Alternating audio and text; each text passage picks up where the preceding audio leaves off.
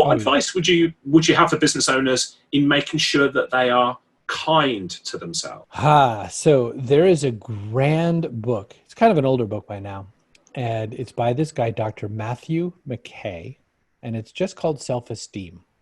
And every copy I've ever seen out in the wild looks super old. Like there's like 1970s fonts and rainbows on it and things like that. It's awful. But in that book at some point, and it's a fairly dry book. So anyone who buys books that, people on Richard's show recommend, this book is dry. You will start to read this and think, oh, Chris wants me to nap. He has this concept in there called the inner critic. And I think he's the one who created this, but it's basically, there's a voice in our head that says a lot of negative stuff to us all the time. Everyone has it. Non-depressed people have it as well.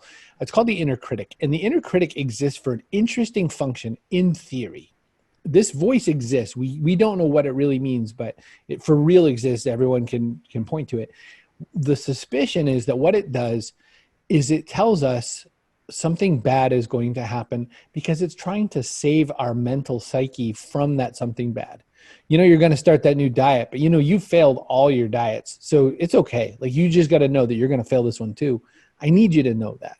Right. So the inner critic is such a negative person, and it is negative because it thinks it's helping you. But the problem is, just like how depression lies, the inner critic is only working on past experience. And we always fail until we don't fail, right? But the inner critic has no vision for that. It has no idea what to do with it. So this next part is not Dr. Matthew McKay. It's what I did when I read about the inner critic. I came up with a fake thing called the inner coach.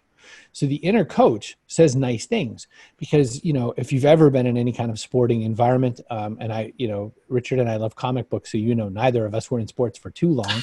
But when you're ever glancing in a sporting environment, that coaches, if they're a decent coach, they're trying to encourage the good stuff and they're trying to sort of quietly dissuade the negative stuff. And they're like, get out there and, really run between this one and this one because that's the part where you should run. And they're just giving you little things to focus on and gather.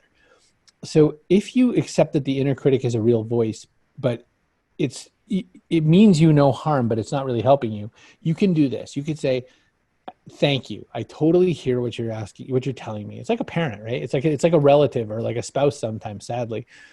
I get it. Thank you so much for letting me know. I really appreciate your point of view.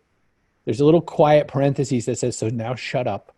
And then the inner coach says, let's try some things, okay? Let's try a few approaches. So number one, fire your inner critic politely and hire an inner coach.